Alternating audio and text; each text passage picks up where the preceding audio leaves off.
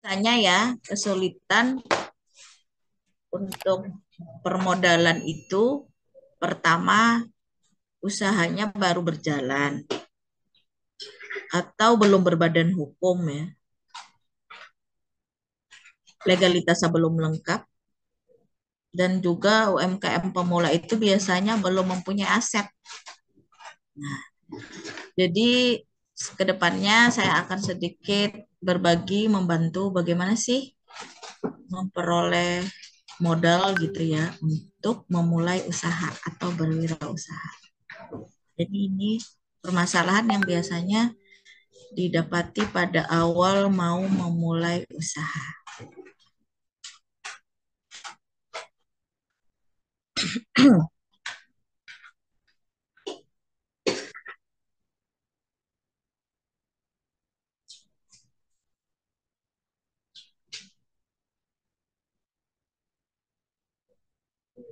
Nah, kalau usaha kita dari nol gitu ya, merintis dari awal, pertama kita itu harus memilih jenis usahanya apa dulu konsen.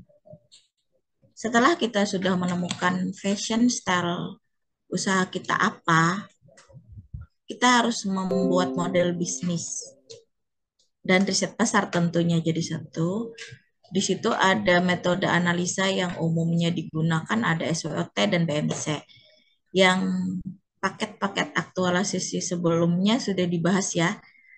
Yang ketinggalan materinya bisa mengikutinya di YouTube. Atau di 2025 kita memulai lagi siklus bagaimana sih analisa model bisnis gitu ya. Setelah tadi kita menemukan analisa, kita tentunya sudah menemukan produk kita apa dan keunikan produk kita itu apa ya, ciri khasnya apa.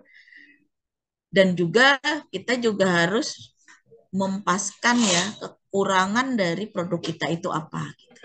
Jadi harus tahu kelebihan kekurangan.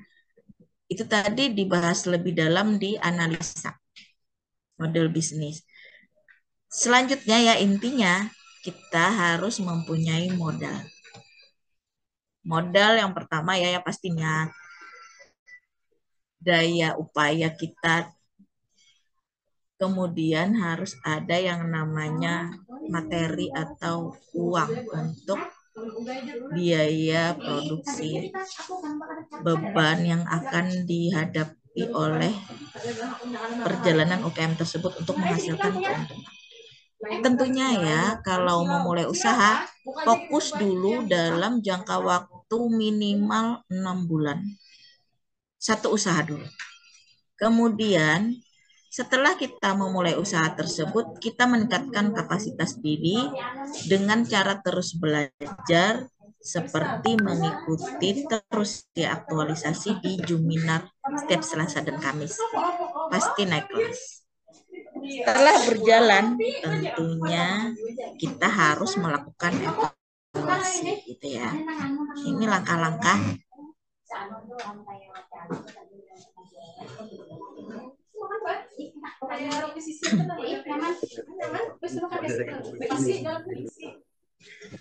Sorry, siapa yang bocor?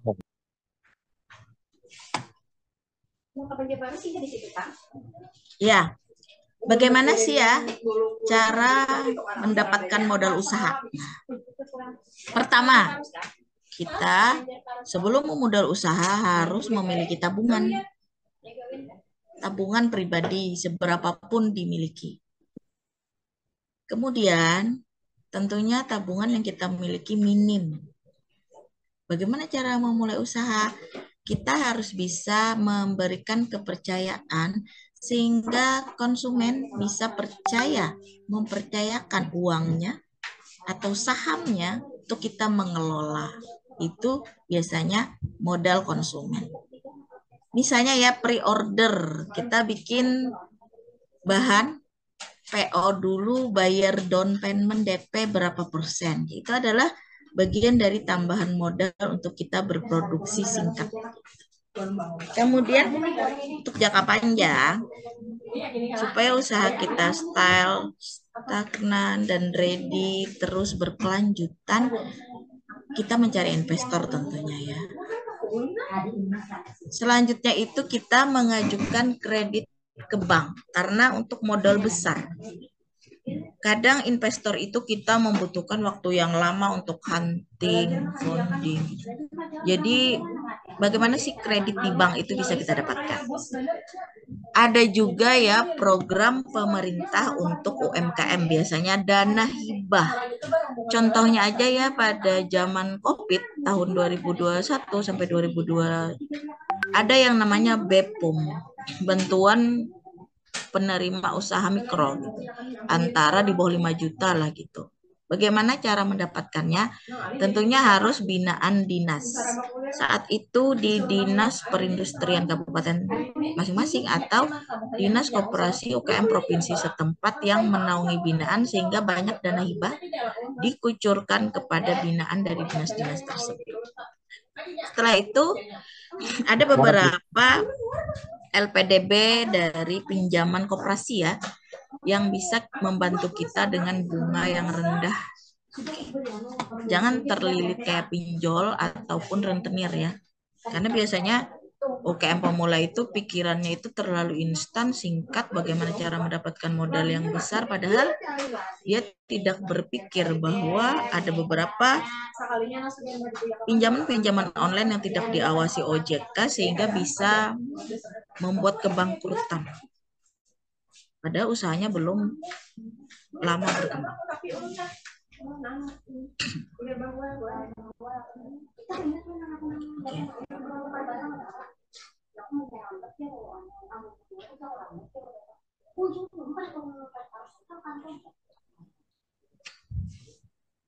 Nah,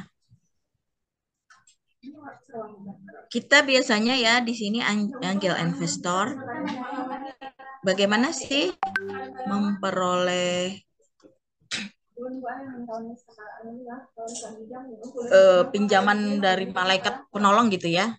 Dari mana? Ya dari teman-teman kolega yang bisa kita memberikan amanah.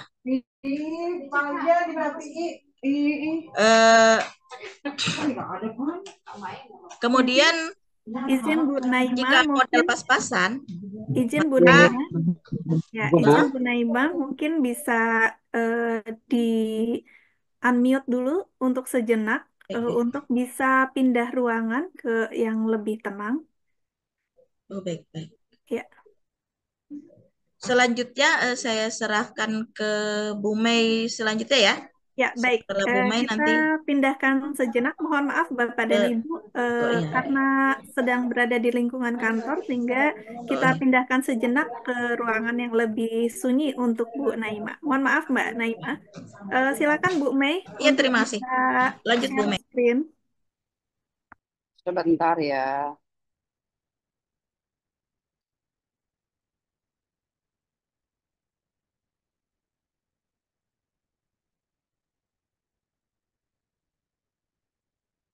Oke, terima kasih Telita, berhubung di tempat Bu Naima agak ada gangguan sedikit. Mungkin saya coba bergantian nanti Bu Naima yang setelahnya gitu ya Telita ya.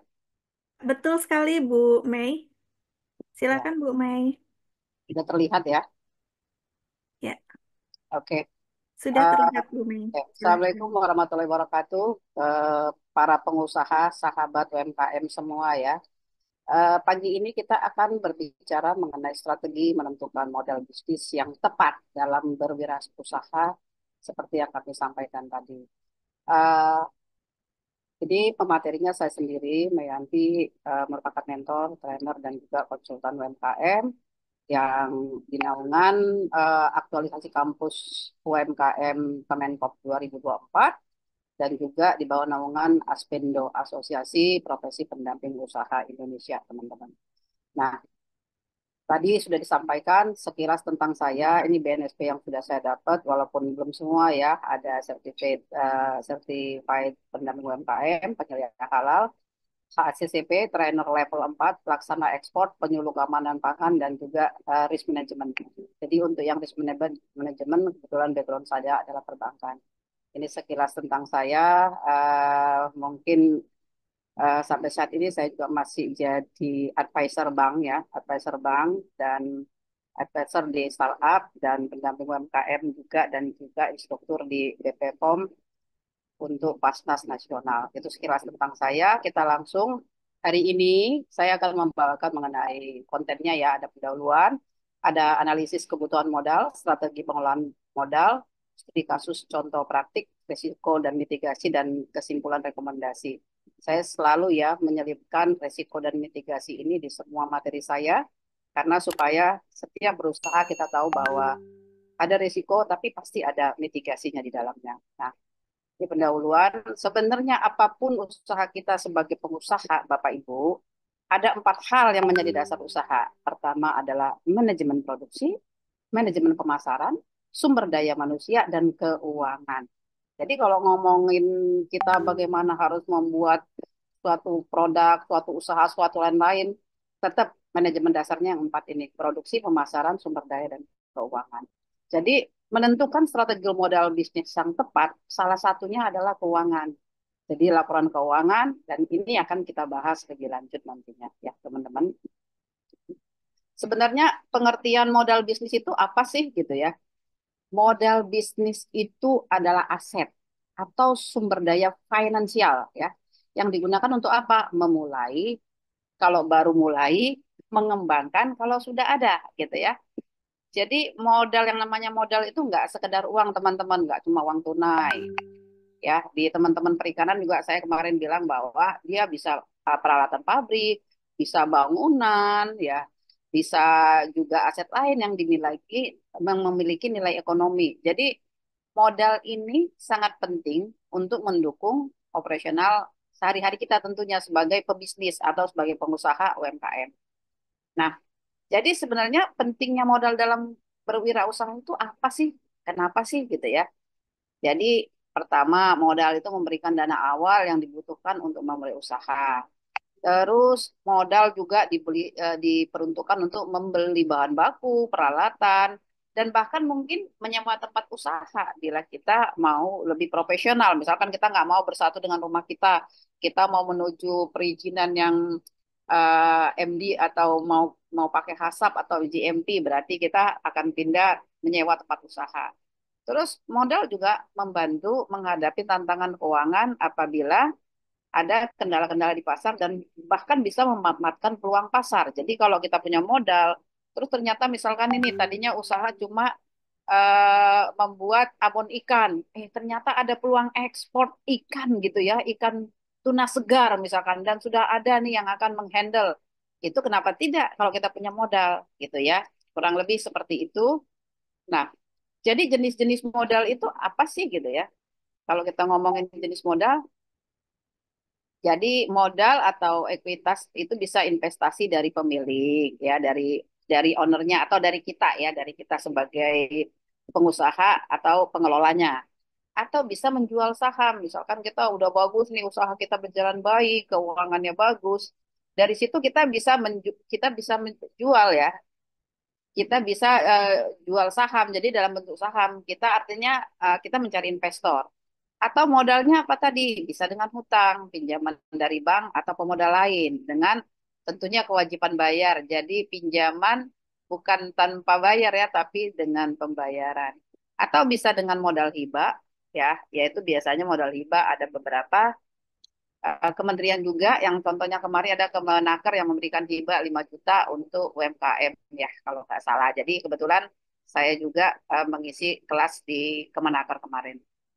Nah, jadi tadi ini ya, tadi itu fungsi modal itu apa gitu ya. Nah, sekarang strategi penentuan modal itu seperti apa? Ya, kalau kita lihat di sini, mengoptimalkan penggunaan dana dulu. Jadi, dengan cara apa? Menyusun anggaran, terus alokasi dana sesuai dengan prioritas kebutuhan, dan memonitor penggunaan dana. Jadi, jangan sampai, oh saya untung nih 4 juta, tapi nggak tahu begitu dananya itu tidak ada dicadangkan gitu ya. Sementara dia berencana pengembangan usaha, malah banyaknya belanja gitu ya, belanja yang paket-paket gitu ya. Biasanya UMKM bilang ah cuma 70.000, 50, nggak taunya pas datang semua langsung jadi 1 juta. Berkurang deh. Benar nggak? Berkurang deh dananya. Tadinya mau ada pesanan dimsum, kurang nggak ada nih duitnya. Nah, itu ya Bapak Ibu. Salah satu harus dilihat penggunaan dana apakah sesuai prioritas gitu ya. Terus meminimalkan risiko keuangan, di mana di dalam keuangan kita harus membuat diversifikasi sumber pendanaan. Diversifikasi itu adalah membuat kantong-kantong yang berbeda, teman-teman ya. Jadi jangan sampai hanya tergantung sama Mainah gitu. Misalkan biasa Mainah itu nalangin atau kasih tempo bayar. Nah, kalau Mainah nggak ada gimana? Nah, jadi kita harus punya sumber atau diversifikasi sumber pendanaan. Mungkin bisa dengan hibah atau bisa dengan beberapa kerjasama atau CSR-nya perusahaan atau dengan dinas, bahkan dengan beberapa kementerian yang memberikan hibah atau dengan perbankan atau non perbankan ya. Terus bisa juga kalau gitu supaya saya aman apa ya? Kita bisa juga menggunakan asuransi bisnis untuk mengatasi resiko tak terduga ya. Terus dan menyusun strategi cadangan. Jadi cadangan dana ini sangat penting. Jadi saya bilang teman-teman, mungkin yang sering ikut kelas saya, kalau punya laba laba bersih, misalkan punya 5 juta, dari laba bersih tolong sisihkan pencadangannya 40%. Kalau bisa 50%, 50% dari laba bersih itu cadangkan. Itu untuk apa? Untuk kalau-kalau kita eh, punya kebutuhan dana darurat, kita bisa ambil dana dari pencadangan tadi, ya. Terus yang ketiga, menjamin kelangsungan usaha. Jadi kalau kita bisa menyusun strategi penentuan modal, otomatis bisa kita menyusun rencana bisnis yang berkelanjutan gitu ya. Terus bisa melakukan evaluasi secara periodik sesuai dengan strategi bisnis kita mau ngapain nih? Oh sekarang saya ini sekarang untuk membuat dimsum. Oh besok saya akan mengembangkan membuat apa gerobak-gerobak dimsum juga bukan hanya sekedar membuat tapi membuat gerobaknya nih gitu ya. Terus mengembangkan hubungan baik dengan pemodal dan stakeholder. Jadi kita harus mengembangkan supaya modal kita terjamin nih bisa lancar. Kita harus mengembangkan hubungan baik dengan pemodal. Jadi kalau kita minjem di bank ya harus tepat bayar. Kalau kita minjem kepada kalau itu uang investor, investornya harus dilaporkan laba ruginya berapa tiap bulan. Nah, ngomongin stakeholder, nah supaya kita tidak jadi menggunakan jargon, stakeholder itu apa sih? Dia adalah pihak pemangku kepentingan, teman-teman. Beberapa kelompok orang yang memiliki kepentingan di dalam perusahaan kita yang berpengaruh atau dipengaruhi oleh tindakan dari bisnis secara keseluruhan. Contohnya siapa? Kalau umum itu biasa bisa karyawan, bisa pelanggan, pemegang saham, masyarakat umum dan pemerintah. Itu yang disebut dengan stakeholder gitu ya. Lanjut. Nah, tadi itu satu kita bicara pendahuluan, pengertian dan definisi modal dan tujuannya. Kita masuk ke analisis kebutuhan modal. Jadi kita sebagai pengusaha harus bisa identifikasi kebutuhan modal. Yang pertama, modal awal. Apa sih yang menjadi modal awal? Kalau saya misalkan, oh saya mau usaha ikan patin gitu ya, mau buat ikan patin, kerupuk ikan patin gitu ya. Berarti dicek modal awalnya apa? Pembelian alat, peralatan mesin, renovasi atau eh, perbaikan tempat, atau pembayaran izin atau lisensi. Jadi teman-teman kalau jadi pengusaha jangan sampai udah bagus banget, mereknya udah terkenal, tapi perizinannya belum. Jadi jangan bilang masa saya baru usaha udah harus izin. Kalau bisa bareng-bareng ya, berbarengan. Tidak harus ketika bikin kerupuk patin langsung semua lengkap, hasap segala macam. Tapi harus berbarengan. Berbarengan artinya di sini produksi, di sini juga lengkapin perizinannya. Supaya apa? Supaya ada meningkatkan kepercayaan pelanggan untuk mau membeli produk kita. Dan kita bisa melindungi hak pelanggan karena hak pelanggan itu adalah mendapatkan kualitas makanan yang sesuai dan tidak bermasalah untuk dianya. Dan kita kewajiban daripada kita sebagai penjual atau yang membuat, kita harus memastikan itu semua aman. Jadi perizinan harus ya, itu merupakan modal awal. Yang kedua adalah modal operasional. Jadi misalkan seperti gaji karyawan, listrik, yang lain atau pengeluaran untuk bahan baku dan stok itu masuk biaya operasional. Yang ketiga, modal pertumbuhan. Apa saja? Misalkan ekspansi, jadi saya mau pasang iklan. Terus membuka cabang baru, peningkatan kapasitas produksi dan pengembangan produk atau bikin new product gitu ya. Inovasi baru itu masuk ke modal pertumbuhan. Jadi Bapak Ibu ada tiga kebutuhan modal ya. Modal awal, operasional, dan pertumbuhan. Ya, lanjut. Jadi estimasinya berapa? Kalau tadi itu kebutuhan jenis-jenis modalnya, estimasinya berapa kira-kira? Jadi, pertama kita harus punya proyeksi biaya tetap atau variabel. Biaya tetap itu adalah biaya yang memang tiap bulan dikeluarkan, teman-teman.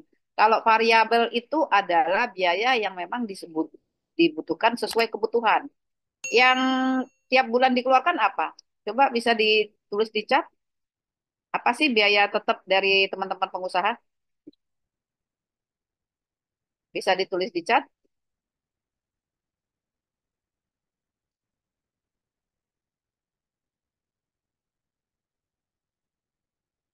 Apa? Oh, gaji, betul. Jadi benar ya, listrik gaji karyawan, betul, betul. Iya, betul ya, ada bahan baku, sewa. Iya, jadi yang tiap bulan produksi atau tidak produksi kita harus bayar, ya. Jadi kalau dibilang biaya operasional itu macam-macam. Jadi ada yang fixed cost, ada yang tetap, ada yang variabel. Jadi salah satunya adalah gaji listrik. Jadi mau produksi mau enggak, gaji itu harus kita bayar tiap bulan. Itu yang disebut dengan biaya tetap. Betul ya? Identifikasi biaya tetap itu seperti gaji dan sewa. Yang variabel itu seperti bahan baku. Karena kalau nggak produksi kan kita nggak beli bahan baku. Benar ya? Benar nggak? Dan kalau misalkan kita nggak ngirim produk, berarti transportasi kan kita nggak ngeluarin. Jadi itu variabel. Atau kalau bahan bakunya hari ini bisa banyak, atau tahun depan, bulan depan, karena tahun depan ya jadi ngomong tahun depan. Jadi bulan depan misalkan ada pesanan 1.000 pack, berarti akan variabel karena dia akan membutuhkan bahan baku yang banyak gitu ya. Terus kita harus bisa menghitung total biaya bulanan. Itu kita untuk melihat proyeksi biaya tetap kita berapa dan biaya variabel kita berapa. Yang kedua, untuk bisa estimasi ya teman-teman, kalkulasi kebutuhan investasi. Jadi itu misalkan apakah kita butuh alat, tambahan alat ya, terus butuh nggak pengembangan teknologi, terus perlu nggak pelatihan karyawan. Nah, sering banget kita sebagai pengusaha suka lupa. Kita mau kerjain semuanya, sehingga lupa kita melatih karyawan. Ya, padahal secara perusahaan sebenarnya ya undang-undang di Indonesia itu 2% adalah untuk pelatihan loh teman-teman. Kalau di undang-undang tenaga kerja ya, 2% dari keuntungan kita itu adalah untuk pelatihan karyawan. Jadi kalau ada yang punya karyawan saat ini dan kampus UKM memberikan gratis, monggo Bapak Ibu disertakan karyawannya untuk ikut pelatihan yang sesuai. Misalkan nanti ada hygiene sanitasi, ikutkan karyawannya. Ada misalkan GMP, good manufacturing ya, itu ikutkan karena semua karyawan dalam proses-proses itu harus terlibat, gitu ya. Terus estimasi besaran modal lain apalagi? Kita harus bisa menganalisis titik impas. Tapi saya nggak usah jauh-jauh ke sini deh, ke titik impas. Kita tetapkan dulu proyeksi biaya tetap dan variabel dan kalkulasi kebutuhan investasi. Karena titik impas ini nanti sudah sampai, kita berarti sudah punya punya laporan keuangan yang baik, kita bisa identifikasi titik impas berdasarkan penjualan dan biaya yang tetap, terus bisa menganalisis sensitivitas terhadap perubahan harga dan volume penjualan di lapangan, ya. Terus bisa menentukan strategi untuk mencapai titik impas lebih cepat. Titik impas itu kalau orang-orang kerennya bilang break even point gitu ya. Itu adalah titik impas. Tapi itu semua bisa dianalisis kalau kita sudah punya laporan keuangan yang baik gitu ya. Lanjut ya. Nah, sumber pendanaannya apa aja? Nih, bisa modal sendiri, ya. modal sendiri itu bisa dari tabungan pribadi atau pemilik, atau menjual aset pribadi, atau bisa laba ditahan. Jadi gini teman-teman, yang disebut dengan laba ditahan. Jadi misalkan eh, laba ditahan biasanya itu kalau misalkan kita punya investor. Jadi misalkan investornya harusnya dibagi 50%, 50%, tapi kita nggak kasih 50%, kita kasih 20%. Jadi 30-nya itu adalah laba ditahan, tetapi sebenarnya untuk membantu modal kita. Atau misalkan itu kalau untuk investor, kalau untuk kita sendiri, kita punya keuntungan tadi laba bersih 100. Tapi kita tahan, kita buat cadangan 40% atau 50%, 500. Itulah yang sebagai nanti sumber modal sendiri apabila kita melakukan pengembangan usaha. Yang kedua, itu bisa pinjaman bank. Ini tadi Bu Naima sudah jelaskan ya persyaratan dan lain-lain. Terus yang ketiga bisa investasi eksternal. Jadi ini ada investor angel atau venture capital, ada penaram saham. Tadi juga udah disinggung sedikit oleh Bu Naima. Itu ya, jadi sumber dana ada modal sendiri, pinjaman dan eksternal gitu ya. Nah, untuk strategi pengelolaan modalnya adalah seperti berikut. Nah, harus punya apa? Perencanaan keuangan. Jadi harus bisa menyusun anggaran. Menyusun anggaran itu meliputi identifikasi sumber pendapatan dan pengeluaran yang tadi ya. Terus proyeksi keuangan tahunan dan menyusun anggaran yang realistis. Jadi kalau kita bilang realistis gini loh, jangan sampai ternyata penjualan saya cuma 5 juta, tapi saya maunya digajinya 4 juta. Itu namanya nggak realistis. Ya, jadi nanti otomatis minus. Nggak berjalan usahanya. Kenapa? Penjualan 5 juta, ya, dia nggak menghitung biaya HPP-nya. HPP-nya misalkan 2 juta.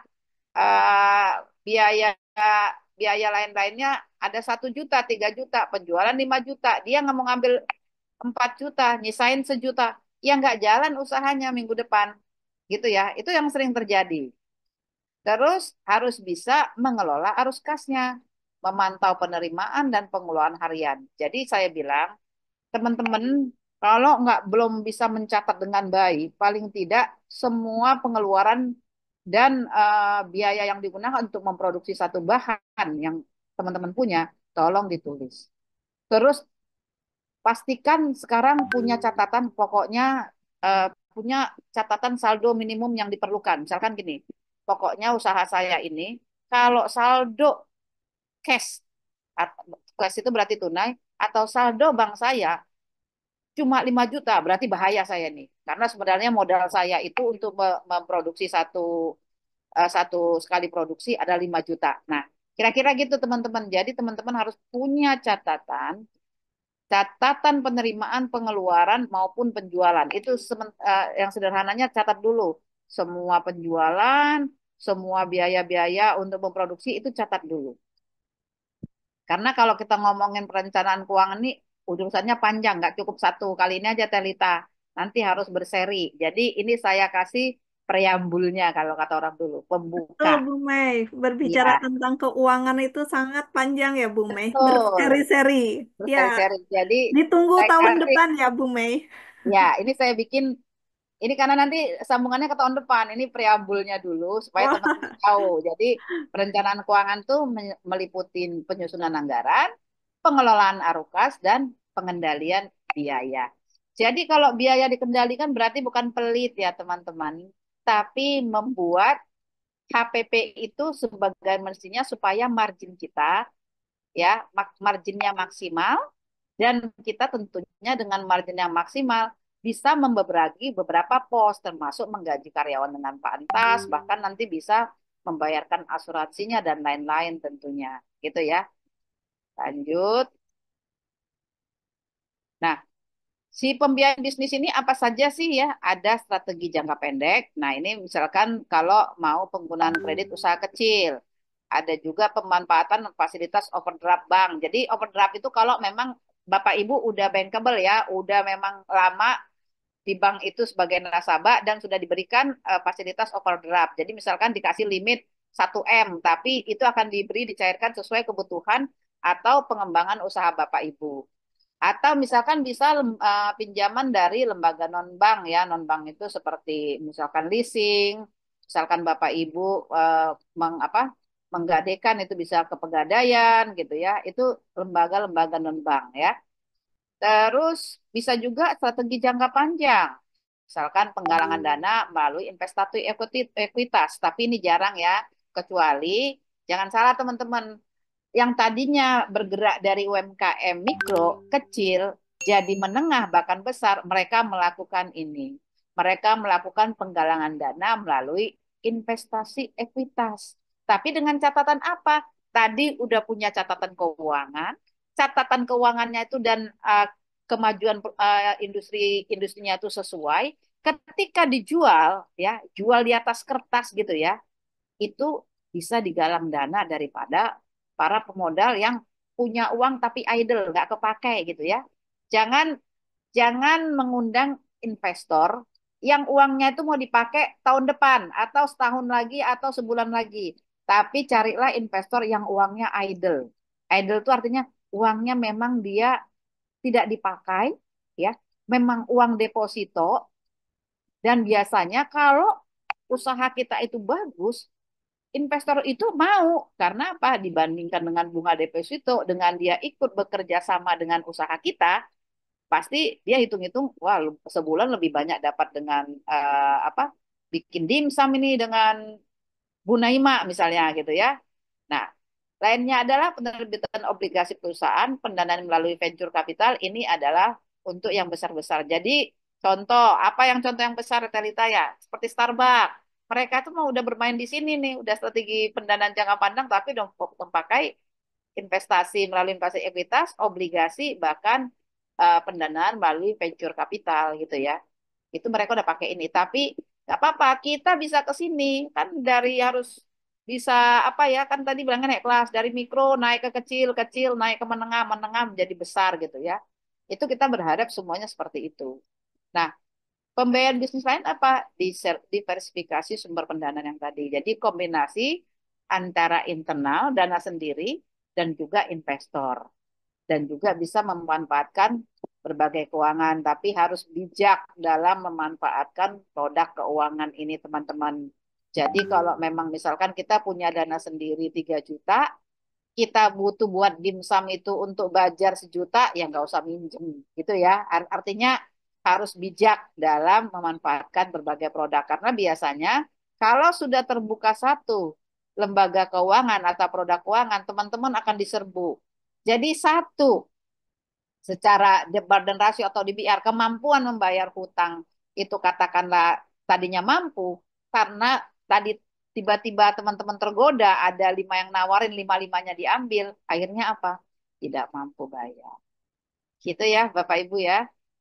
Terus ada lagi untuk efisiensi penggunaan modal itu seperti apa sih? Jadi bisa menggunakan teknologi, bisa outsourcing, bisa mengembangkan kemitraan. Loh, penggunaan teknologi itu seperti apa ya? Misalkan investasi dalam otomasi proses. Jadi gini, kemarin itu ada yang bilang, Bu, saya itu mau niru tuh, ada yang buat gudeg di Jogja tapi diretot gitu ya, tahan setahun gudeg loh ini, Bu. Kebetulan kemarin ada UMKM Bekasi, saya gudeg ikan teri, gudegnya tambahin ikan teri nih, Telita ceritanya. Tapi pinginnya itu awet. Nah, itu bisa menggunakan teknologi teman-teman, nggak harus punya. Jadi ada beberapa perusahaan yang melayani retot Maklun.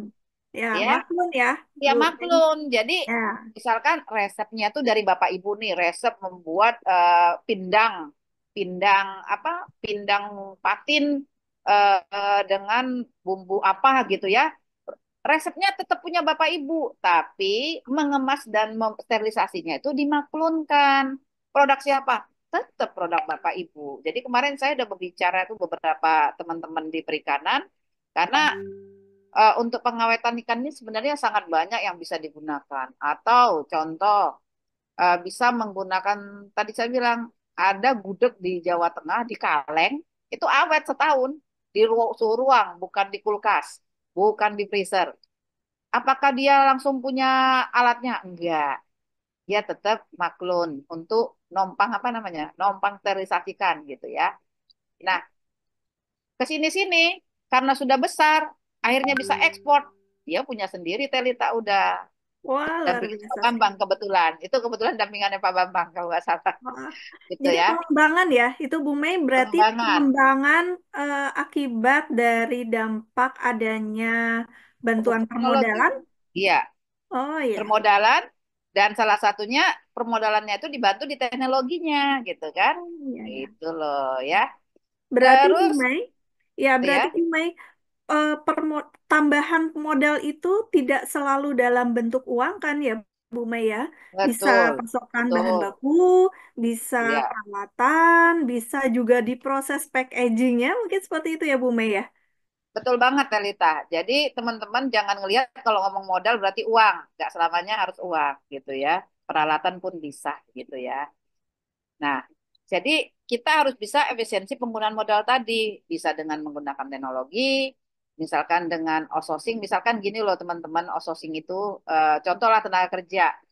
Kalau Bapak Ibu produksinya, misalkan mengemas, membuat keripik kulit ininya tiap hari, tapi membuat bahan stok sekali seminggu, apakah iya Bapak Ibu akan membayar gaji bulanan untuk yang hanya sekali seminggu? Nah, itu yang disebut outsourcing. Jadi dia hanya di outsource, digunakan tenaganya sekali seminggu.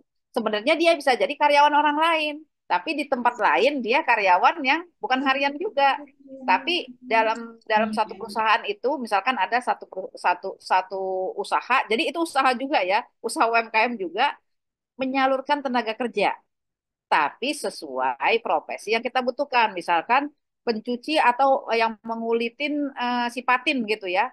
Dan itu ternyata tidak dikerjakan tiap hari, tapi dilakukan sekali seminggu. Berarti kan kita cukup membayar dia sehari, bukan sebagai karyawan tetap. Itu yang disebutkan outsourcing ya. Tapi ini pun tadi kita harus menentukan nama siapa, kita mengambil tenaga kerja yang ahli. Kalau di perkopian biasa Telita, jadi untuk yang roasting itu bukan pegawai tetap. Jadi dia cuma dipanggil sekali seminggu untuk ngerosting berapa puluh kilo gitu loh. Dan itu sangat mengirit banget ya untuk tenaga kerja kita. Contohnya seperti itu teman-teman. Nah, efisiensi lain apalagi pengembangan kemitraan. Misalkan kita bisa identifikasi calon mitra, membangun hubungan yang jangka panjang dan kolaborasi proyek bersama. Jadi ini contohnya gini Telita. Kemarin saya ada UMKM saya, dia dapat investor. Cuma akhirnya belum terjadi karena apa? Nah, ini dia belum mau nih membangun hubungan jangka panjang artinya kalau mitra ya, mitra atau investor akan masuk kepada usaha kita kan nggak mau dong ngasih duit doang. Nah dia mau terjun di dalamnya dan tapi UMKM-nya nggak mau. Biasanya itu penyakit UMKM gitu Telita. Ya, betul Bu Mai. Oh, Terjadi juga di beberapa dampingan saya seperti itu Bu Mai. Jadi bukan tidak mau menerima investor, tetapi karena ada agreement di depan yang menurut pelaku usaha nih kayaknya ke depannya jadi berat nih Teh katanya. Jadi saya belum siap kalau harus mereka masuk dalam susunan kepengurusan di kita gitu ya, terlibat di masalah keuangan di kita gitu. Seperti itu. Itu yang memang perlu dampingan ya, Bu Mei ya. Tidak bisa untuk jalan sendiri. iya. Iya, jadi itu ya teman-teman para pengusaha lainnya. Yang paling penting mungkin mental kita juga. Kalau mau bilang mental juara ya minjem istilahnya. Eh, Kalau misalkan mau mental juara artinya kita memang harus harus rela melepas gitu ya, Terita ya. Kalau mau Ya, menerima betul. investor harus mau melepas sebagian hak kita yang memonitor. Karena sebenarnya ketika masuk investor, investor itu kan membayar di depan. Jadi usaha kita yang selama ini sudah berjalan sebelumnya dibayar kok. Dibayar dulu, baru dia masuk. Tapi memang banyak UMKM, oh berarti nanti dia ikut campur dong Bu sama usaha saya. Itu ya teman-teman ya. Jadi sekarang tuh nggak ada investor yang cuma mau ngasih uang ngetok. Jarang ya. Tapi dia juga mau lihat uang saya bekerja seperti apa. Gitu ya. Oke, lanjut ini ya. Nah, ini studi kasus nih contoh plastik lah.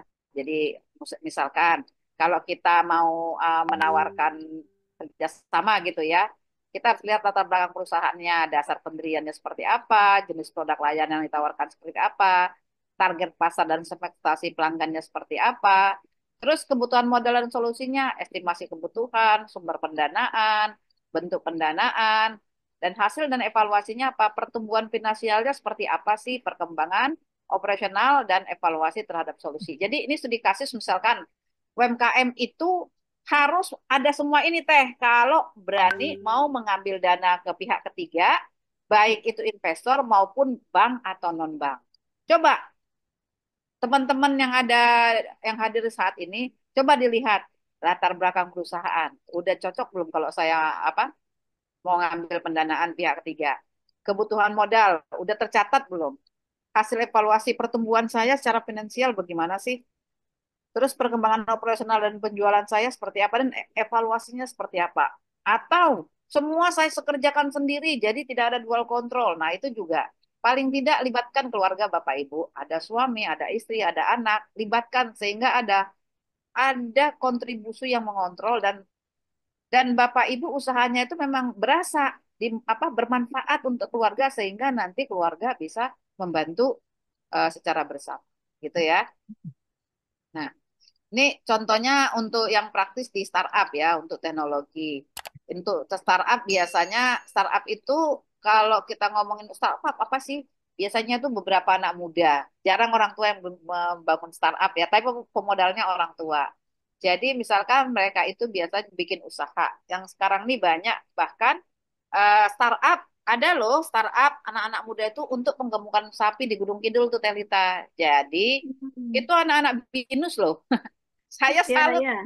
anak-anak BINIS tuh mau ke desa-desa dan mereka mengambil yang di luar kebiasaan. Kenapa bilang ternyata UMKM itu menarik katanya.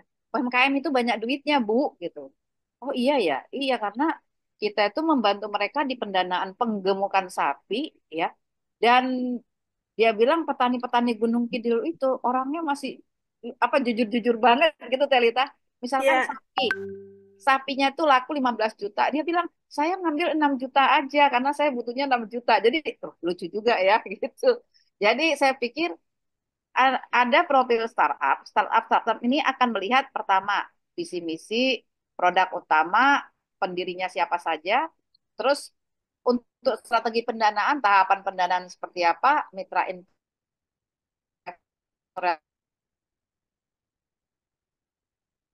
capaian signifikan sejak pendirian. Jadi gini, ini maksudnya kalau teman-teman dapat pendanaan dari startup, coba lihat dari sisi ini semua. Gitu loh, dari sisi semua ini. Kalau tadi ini dari pendanaan pihak ketiga ya, perusahaan UMKM-nya. Dan kalau ini dari startup teknologi, misalkan kayak startup di lain ada Eviseries juga ya, dia khusus untuk makanan ikan, Eviseries itu ya. Kita juga bisa bekerja sama untuk permodalan ke mereka. Nggak uang teh, nggak dikasih uang. Tapi dikasih alat yang bisa ngatur ngasih makan itu ikan itu sesuai jamnya tanpa kita itu teknologi ya tanpa kita yang harus tabur-taburin gitu loh jadi udah langsung jam berapa ikan tuh makan dia langsung ada alatnya dan makanan ikannya peletnya pun dari si Berapa perusahaan tersebut itu salah satu contoh akses penerapan permodalan juga teknologi? gitu ya nah jadi kalau untuk yang franchise nih yang tadi bilang kalau misalkan Maklon gitu ya nih lihat kalau teman-teman mau bikin franchise atau maklon, lihat struktur biaya awal dan royaltinya seperti apa.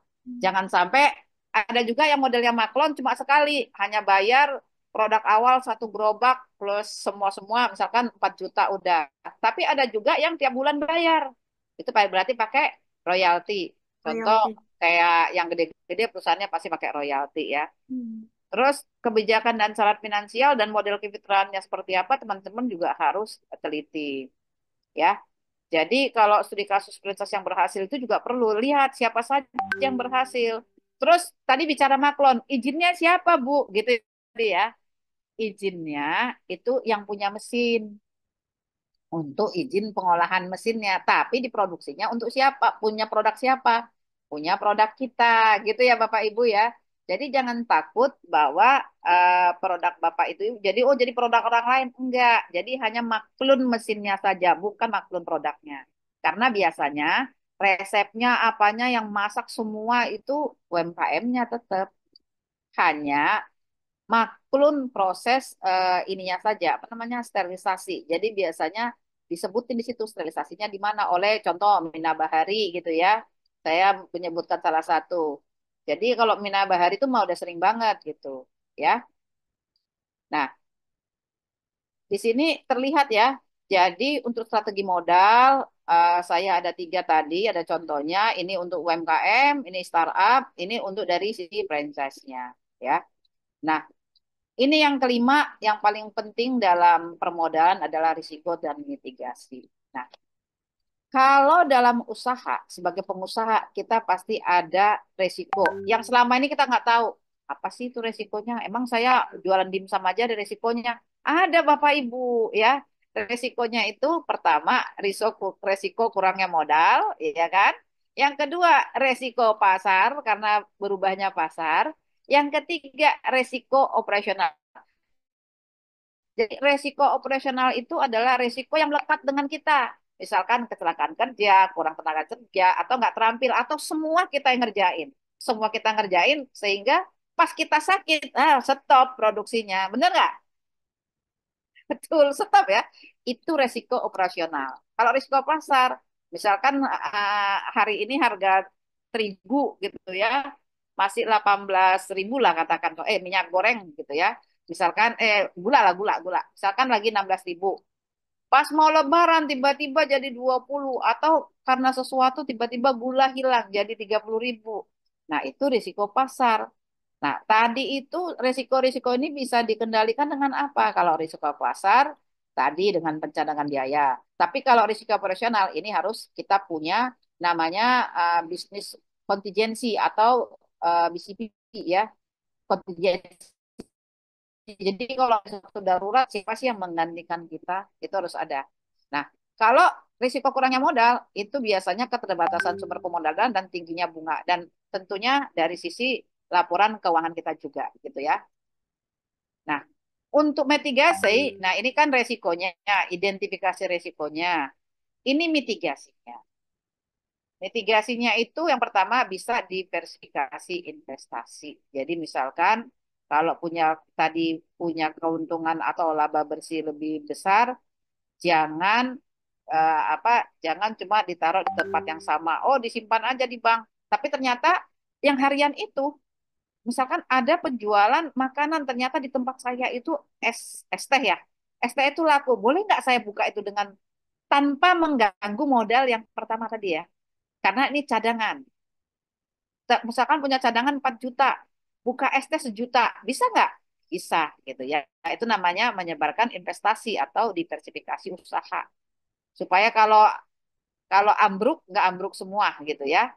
Terus bisa juga dengan asuransi bisnis. Jadi bisa di asuransi kebakaran dan pencurian bila ada, dan asuransi tanggung jawab hukum. Ini kita perlu, tapi kadang-kadang di UMKM jarang yang melek asuransi ya. Nanti mungkin kita akan bahas di kelas-kelas 2005 nantinya untuk asuransi UMKM. Terus cadangan modal, nih yang saya bilang tadi, itu menyimpan dana darurat, menyiapkan cadangan kas yang cukup, dan mengelola arus kas dengan efisien. Itu ya. Nah, ini rencana kontingensi atau rencana, kalau bahasa Indonesianya jaga-jaga gitu, Terita. Rencana jaga-jaga kalau terjadi, misalkan yang ada strategi backup, di backup nih, sistem cadangan data, tempat kerja alternatif, atau prosedur pemulihan darurat. Itu contohnya gini, misalkan dapur kita meledak nih, kalau itu meledak sementara apa namanya, pesanan dimsum itu banyak, di mana saya harus mengerjakan? Itu dari sekarang mulai dibuat ya teman-teman, jangan sepele, kan cuma, ya kalau misalkan dapur saya pas nggak bisa, ya udah saya nggak produksi. Padahal disitulah menjaga reputasi kita. Kalau sudah ada pesanan, apapun yang terjadi itu harus dikerjakan. Nah, itu kenapa harus ada backup cadangannya. Di mana kalau misalkan dapur saya bermasalah, di dapur yang mana saya kerjakan, gitu ya. Itu harus ada. Dan itu sangat jarang kita memikirkan sampai situ. Benar nggak? Itu kenapa kita perlu ada dapur bersama atau punya kumpulan sesama pemilik kopi misalkan, harus punya kumpulan. Sesama produksi ikan harus punya kumpulan. Artinya apa? Kalau di tempat saya apa-apa, ya mending nama baik saya tetap bagus, tapi untung saya kurang karena dikerjakan oleh teman saya. Benar nggak, teman-teman? Iya kan? Iya, ya. Terus rencana kontingensi lain apa? Menyesuaikan anggaran. Misalkan melakukan penghematan biaya, optimasi pengeluaran, terus negosiasi ulang kontrak dengan pemasok. Bilang pemasok, boleh nggak saya bayarnya nggak seminggu sekali, boleh nggak 2 minggu. Itu terjadi ya kalau di bandar ikan tuh di apa di perikanan. Boleh nggak? Katanya biasanya pagi dikasih telita, sore udah ditagih. Boleh nggak? Misalkan besok gitu ya. Jadi itu negosiasi ulang. Itu salah satu apa jaga-jaganya. Terus restrukturisasi keuangan. Restrukturisasi ini kalau misalkan kita memiliki hutang ke bank, minta pendanaan alternatif atau perpanjangan atau dikecilkan angsurannya. Itu salah tiganya. Ini kan salah tiga, itu salah tiganya, bukan salah satunya. Itu ya, Bapak Ibu. Dan sebagai kesimpulan dan rekomendasi ya, ini harus kita buat secara keseluruhan, buat ringkasan temuan di mana menyimpulkan hasil analisis dari seluruh presentasi tadi ya. Terus dari tadi kan kita ngomongin permodalan, ada risiko, ada mitigasi. Jadi sudah komplit Bapak Ibu. Terus penting di perencanaan modal ya. Jadi sebenarnya digarisbawahin dari mana perencanaan modal dibutuhkan. Apakah baru mulai atau pengembangan ya.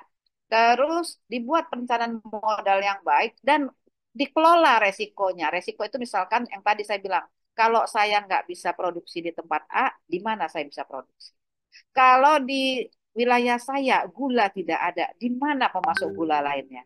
Contohnya seperti itu ya Bapak Ibu. Dan secara implikasi untuk wirausaha harus mengidentifikasi tantangan yang dihadapi saat ini. Jadi nggak sekedar modal yang efektif, teman-teman. Tapi usahanya itu udah bisa diukur mau dikembangkan kemana gitu ya. Jadi kalau secara lanjutannya saya bilang rekomendasi praktisnya langkah awal penentuan modal adalah identifikasi modal, nilai sumber dana, kelola ekspektasi finansial. Jangka panjang menekankan evaluasi, menyusun rencana dan membuat strategi pengembangan. Jadi saran saya untuk pengusaha pemula memberikan panduan langkah demi langkah. Jadi dari sini ya teman-teman, mulai langkah awal sampai strategi jangka panjang. Kalau pemula, coba bermain di sini dulu. Langkah awal menentukan modal, sumber pendanaan, dan juga apa yang mau dikerjakan. Terus menekankan pentingnya konsultasi dengan pakar keuangan dan mentor bisnis. Dan Aspendo dan juga kelas aktualisasi hadir buat Bapak Ibu sampai 2025 masih hadir untuk ini nih. Untuk apa? Mentor bisnis ya Telita, kita hadir untuk itu. Dan juga kita menyediakan tips praktis untuk menghemat biaya dan optimalisasi penggunaan modal. Itu kapan? Kita akan susun di 2005 ya. Jadi ini perspektif kami ke masa depan, tren pendanaan terkini, inovasi pengolahan, dan peran teknologi dalam efisiensi modal tentunya. Dan sebelum terima kasih, ini adalah Telita spill bahan diskusi lanjutan tahun depan. Ini adalah masalah keuangan sering yang dihadapi UMKM, betul ya? Iya. Penjual meningkat, tapi kasnya pas-pasan, aset berkurang, serta kas tetap tidak bertambah, betul ya? Ya, Tidak mengetahui posisi aset dan keuangan usaha, nggak tahu nih posisi asetnya sama keuangannya mana. Terus pinjamannya nambah, tetapi tidak nambah kas dan laba. Nah, ya. Dan ini pada ketawa kayaknya. Ini perlu ditulis dalam ini nanti, bukuan sederhana ya, untuk tahun depan ini. Jadi mulai nanti kita buat tahun depan, dan tahun depan tuh ada ini Telita, laporan lagi, neraca dan laporan arus kas. Mungkin itu dari saya, Telita. Terima kasih. Terima kasih sekali Bu Mai, luar biasa. Aplaus dulu untuk Bu Mai. Materinya sangat bagus. Nah, bagi teman-teman yang mau order kaos keren, silakan bisa di marketplace Shopee, Tokopedia, Bukalapak maupun Lazada. caranya tinggal ketik saja Muhammad Ervando ya. Nah teman-teman tinggal pilih untuk kaos-kaos kerennya. Kemudian yang cocok langsung saja di order untuk kaos-kaos kerennya ya. Bisa di order satuan, lusinan, ataupun borongan, silahkan bebas. Nah berikut ini saya kasih rangkumannya ya. Nah teman-teman ketik saja di Shopee, Tokopedia, Bukalapak, Lazada, ketik Muhammad Ervando. Nah kemudian juga tersedia kaos lengan panjang dengan desain-desain keren. Tinggal teman-teman pilih di marketplace Shopee, Tokopedia, Bukalapak, Lazada. Cuman untuk kaos lengan panjang ketiknya Vando Official Shop ya. Spesial untuk kaos lengan panjang, bisa untuk pria maupun wanita. Nah untuk wanita yang berjilbab sangat cocok ya, karena pakai lengan panjang tersedia juga. Dan tentunya dengan desain-desain kaos yang keren, kekinian. Nah silakan teman-teman bisa ketik di Shopee, Tokopedia, Bukalapak maupun Lazada, ketik saja Vando Official Shop.